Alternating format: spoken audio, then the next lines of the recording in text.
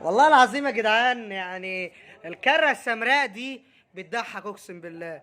النهارده يعني اتفرجت على ماتش الهلال السوداني وسان داونز، بما ان يعني الماتش النهارده اللي المفروض الهلال السوداني كان عايز يتأهل، بس هو شاف اللي هو لا يتعادل احسن. ايه يا عم ضربة الجزاء دي؟ حلو، حلو بقى. عشان ايه؟ عشان انت بقى تتكلم بقى نشوف انهي تاريخ الاحسن، والتاريخ بتاع الزبالة ومصورين سلة الزبالة. طب نشوفك انت يا سندال بتعرف تسد ولا هتقولي بس يا ابو مش عارف ايه وبتاع. يا باشا، خمسة من غير خمسة، خلاص اللي حصل حصل. احنا لم نغير الواقع، ولم نغير الواقع اللي احنا واخدين 10 دوري ابطال افريقيا. فانت لا مؤاخذه يعني فريق يعمل كده يبقى عامل انجاز في حياته، اللي هو يكون عامل كده في الفريق عامه يعني. وكمان حاجه واحده جميله، ايه ضربه الجزاء؟ ويا ابو 20 ده، يا ابو 20، انت خدت 20 قلم على وشك على اللي خلاك تفكر ان انت تبقى لعيب كوره. سبب اللي فاهم اللي الدنيا فيها واسطه. فاهم؟ لا الدنيا فيها واسطه، ما فيهاش اللي هي المكافحه ولا اي حاجه. لا الدنيا فيها واسطه، وعادي انت ممكن تبقى لعيب كوره، بس ايه؟ ما اصل دي مش طريقه، دي مش لعيبه كوره عامه يعني. كده كده عارف ان السان داونز مش مجبره على حاجه، وكان ممكن عادي اصلا تطلع بطريقه ساذجه جدا، طريقه ديرتي، فاهمني؟ يعملوا عادي. وبما ان يعني فاهم اللي الاهلي ليه كده السبب اللي هو المفروض يكسب، بس في حاله ممكن تبقى ساذجه، اللي ممكن الهلال لو انت كسبت الهلال في الماتش الجاي باذن الله، يعني ان شاء الله مش هيحصل، يعني لو 2-1 الهلال يصعد على السكه، على السكه وعلى الدغري. بس يعني انت فاهمني. بالرغم ان انا برضو يعني انا كنت مش عايز الاهلي يتاهل. ليه بقى؟ عشان يحسوا اللي فيه حاجه غلط في النادي. يا جماعه في غلط، في حاجه بتحصل غلط، يكونوا واخدين بالهم منها.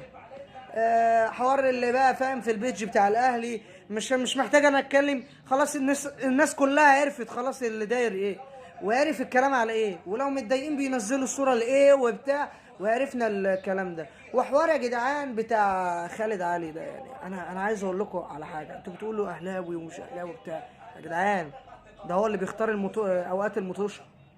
هو اللي كان مختار الماتش بتاع الاهلي الساعه 3 العصر. مطوشة الاهلي وصن داونز كان بيختارها 3 العصر، برغم ان هم بيلعبوا في الدوري عادي 9 بالليل وبتاع. قال لك موارد طاقه ومش موارد طاقه. موارد طاقه ايه يا صاحبي؟ عشان ما يخلوش المطوشه بالليل. يا جدع ده صن داونز عامله اكاديميه في اسيا وفي افريقيا كلها عشان يجيبوا لعيبه. دول هيبقوا مش معاهم فلوس لطاقه؟ يا جدع يا جدع صلى على النبي بقى.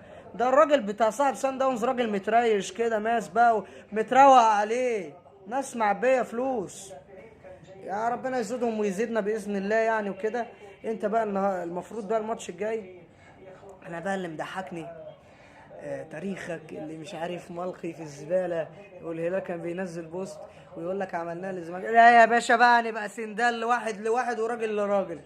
هتقول يا صاحبي انت ما عرفتش تكسبني بسبب الماتش وبتاع. انت عارف الماتش كان عامل ازاي، واللعيبه كانت بتحاول تستعبط يعني، وانت عارف الجون دخل بسبب ايه وبسبب مين. بس برضه ملناش دعوه، واللي حصل حصل خلاص يا معلم.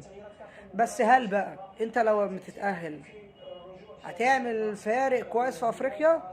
لا، انا مش شايف ان انت تعمل حاجه بجنيه اصلا يعني، فاهمني؟ لا. وحتى برضه لو الهلال اتأهل مش هيعمل حاجه بجنيه. وسان داونز برضه هتقول ايه يا اسطى مش عارف. انا بقول لك اهو، دي نفس الفرقه، ما عدا الواد اللي هو مارسيلو ده اللي هو رقم 11 ده اللي كان لسه جاي جديد اصلا لسان داونز. دي نفس الفرقه وبتطلع باوسخ الطرق بسبب سذاجه دفاعيه اصلا على السكه يعني. انا بقولها لكم والله يعني، ده زي يعني راي شخصي ليا. ويا رب كده يعني نشوف بقى كده الاهلي ايه، يبقى راجل في الملعب. وجماعه حتى احنا لما نكون متضايقين ما بنتضايقش من النادي، احنا بنتضايق من اللعيبه اللي هي ما كانتش مقدره.